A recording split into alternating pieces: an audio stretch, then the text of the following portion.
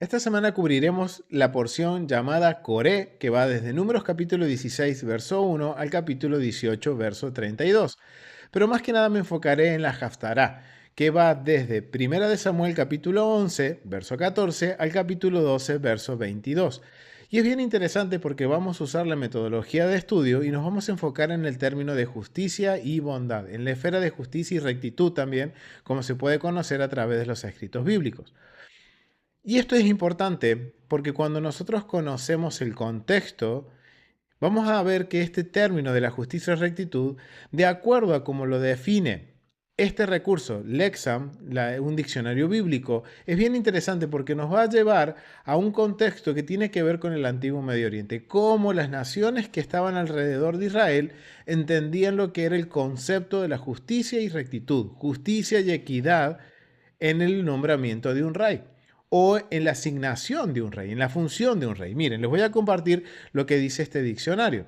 Dice, en el antiguo cercano oriente el concepto de justicia divina estaba directamente relacionado con la palabra del rey. Cada vez que el rey hablaba una palabra oficial, la proclamación se consideraba buena y justa. Esta conexión se refleja en el lenguaje, desde el primer idioma escrito conocido. Los reyes humanos han sido elogiados como divinos o divinamente designados. Durante la época de los sumerios, esta ideología impregnaba la cultura, vinculando el concepto de justicia divina directamente con la palabra del rey. Y esto es bien interesante y tengan eso en mente. En el tiempo de Hammurabis, los reyes de Babilonia habían dejado de referirse a sí mismos como deidades, pero sus reclamos de ser administradores de la justicia divina permanecieron. Según el prólogo del Código Hammurabis, el papel principal del rey era hacer que prevaleciera la justicia en la tierra y destruir a los malvados y el mal, y así para que los fuertes no pudieran oprimir a los débiles. Se pensaba que los dioses designaron a Hammurabi con el propósito de vigilar y proteger a su pueblo, especialmente a los menos privilegiados. Interesante, está hablando de justicia social. Sentimientos como este se convirtieron en la base del concepto de justicia del antiguo pueblo del cercano oriente. Obedecer la palabra del rey para que se suprima la maldad y se elevara la justicia. ¡Wow! Miren lo cual era el concepto para el antiguo Medio Oriente. En el epílogo del Código Hammurabis dice que el gran rey, al dar las leyes, guía a su pueblo por el camino de la verdad y el camino de la bondad. En otra parte, dice que puso Kitum y Misarum. Ese es el término para justicia y rectitud en el Código Hammurabis. En la tierra y trató con amabilidad a la gente. Asurbanipal dice que los dioses le dieron bondad preordenada y lo crearon con Kitum y Misarum. Tratar con justicia se menciona explícitamente en el epílogo del Código de Hammurabis, como caminar por el buen camino.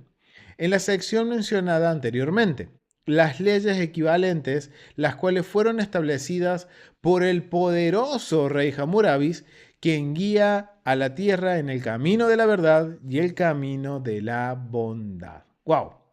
Qué interesante ver cómo esta esfera de justicia y rectitud que estamos viendo aquí, esta es la esfera que estamos analizando, podemos decir, como una percepción en el antiguo Medio Oriente que era para traer equidad social. Esto es interesante porque vemos que los reyes se consideraban dioses. Ellos tenían la autoridad sobre su pueblo y ellos podían hacer y deshacer como ellos quisieron. Y eso es algo que podemos ver a lo largo de la historia de los reyes del antiguo Medio Oriente, que nunca favorecieron al pueblo, siempre se favorecieron a ellos mismos. Un gran ejemplo lo tenemos con el faraón que oprime a Israel en Egipto, que en vez de ser un rey justo, termina siendo un rey opresor. Y así sucedía con todos los reyes del antiguo Medio Oriente. Y esta es la gran diferencia, el precedente contracultural que va a marcar Israel. Recuerden, el pueblo solicita un rey como las naciones. Y el Eterno accede, aunque no, podemos decirlo, no con mucho agrado, porque él reconoce, de acuerdo a lo que le dice a Samuel, de que han desechado al verdadero rey de reyes y quieren ser gobernados como las naciones. Pero el Eterno marca un precedente contracultural. Y este precedente es que el rey de Israel no va a dictar leyes, sino que se va a regir a través de la Torá, que es la palabra del rey de reyes, del Dios de Abraham, Isaac y Jacob. Y la justicia social va a ser a través de la Torá y no por la voluntad del rey. Y esto es algo que sucede y el claro ejemplo es cuando se habla del año de jubileo. El año de jubileo era una de las leyes que se conocían en todo el antiguo Medio Oriente, pero o podemos decir aquí, estamos tomando en el código Hammurabis, él podía declarar la de jubileo cuando él quisiera. No había algo que lo estipulara, sino que el rey cuando quisiera, el rey humano que se creía un dios, podía hacerlo cuando quería. En cambio, el rey de Israel tenía que sujetarse a lo que la Torá dice. Y el Eterno es bien claro, si el rey se mantiene dentro de los parámetros de la Torá, para el pueblo va a haber bendición. Pero si el rey se desvía de la Torá, va a haber caos en Israel. Y esta es la gran diferencia con el antiguo Medio Oriente. Ahora, me surge una pregunta y me gustaría hacértela. ¿Alguna vez has considerado cuál va a ser el rol, propósito y función de Yeshua cuando venga o retorne como el rey de Israel? Eso es bien interesante porque quizás la respuesta es muy distinta a la que nosotros creímos. Déjanos tu comentario. ¿Cuál es tu opinión sobre esta pregunta? ¿Cuál es tu opinión o qué creías o cómo crees que va a ser el rol, propósito y función de Yeshua como rey? Interesante. Y consideremos justicia y rectitud.